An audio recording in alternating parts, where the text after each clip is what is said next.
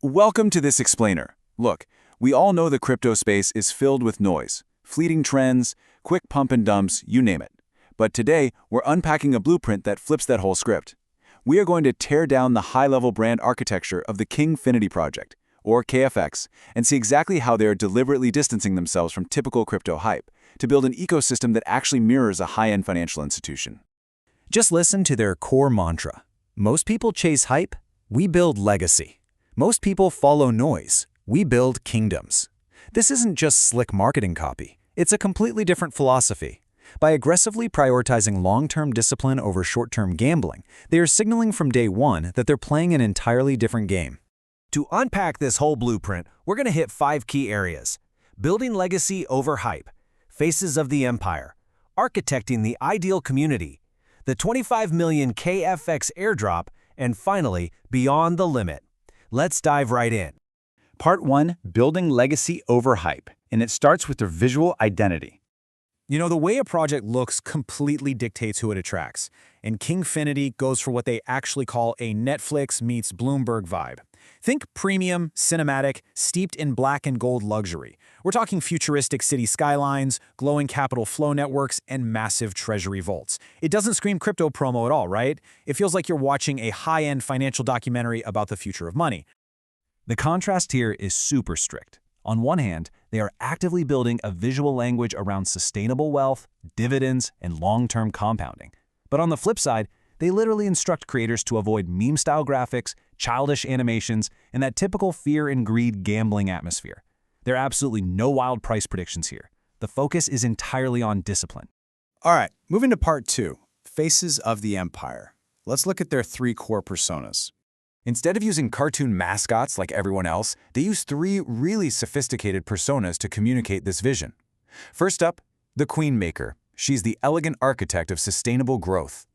Then you have the Neon Prophet, this visionary breaking down emerging AI and digital systems with a cyberpunk meets Bloomberg flair. And finally, the Kingmaker, the disciplined strategist analyzing macroeconomics and treasury flows. Notice how none of them are pitched as day traders. They act more like documentary narrators, guiding you through complex topics, which honestly just builds a whole different level of trust. Which brings us to part 3, architecting the ideal community. Let's check out their demographic blueprint. So, their community strategy is incredibly structured and mathematical. They aren't just casting a wide net and hoping for the best. 40% of the target audience is their core. These are people into dividend investing, compounding, people who actually understand patience. Another 30% is growth, targeting crypto enthusiasts who care about tokenization, not gambling. 20% are aspirational wealth builders, like entrepreneurs. And get this, they purposely cap the purely speculative viral crowd at just 10%. This keeps their visibility up, sure, but it stops the hype from taking over the culture. And that specific demographic breakdown drives exactly how they position themselves. Their internal playbook literally says never to position their groups simply as buy KFX. Instead, they want to create hubs for discussing macroeconomics, passive cash flow, and the real power of long-term compounding. By sitting right at the intersection of capital allocation and long-term thinking, they naturally filter out the noise and attract that patient 40% core. To keep that ecosystem healthy, they follow a really strict content mix. Only 10% of what they post is actually KINGFINITY updates. The rest, it's heavily weighted toward real education. We're talking 30% crypto and blockchain, 30% cash flow investing, and 20% macro news. So you're getting massive, ongoing value without feeling like you're constantly being sold a token. It's a brilliant way to build authority. Now let's get into the tactical execution in part 4, the 25 million KFX airdrop and their launch mechanics.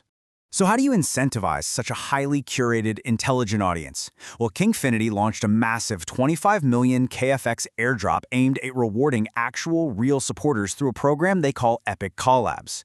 The whole vibe is about partnership. Let's build together. Let's win together. They are actively hunting for creators and influencers to grow the movement with a clear promise of rewarding genuine quality over just sheer quantity. And they gamified the whole thing using a really smart 4-tier system. You don't just click a button for free tokens. You gotta level up. Tier 1 makes you a community member just for following their channels. Tier 2 bumps you to a builder for actively engaging with posts. Tier 3 makes you a kingdom ambassador for inviting friends. And finally, Tier 4 is reserved for legendary supporters, the people actually taking the time to create dedicated videos or deep dive articles. It completely incentivizes the thoughtful content that reinforces their premium brand.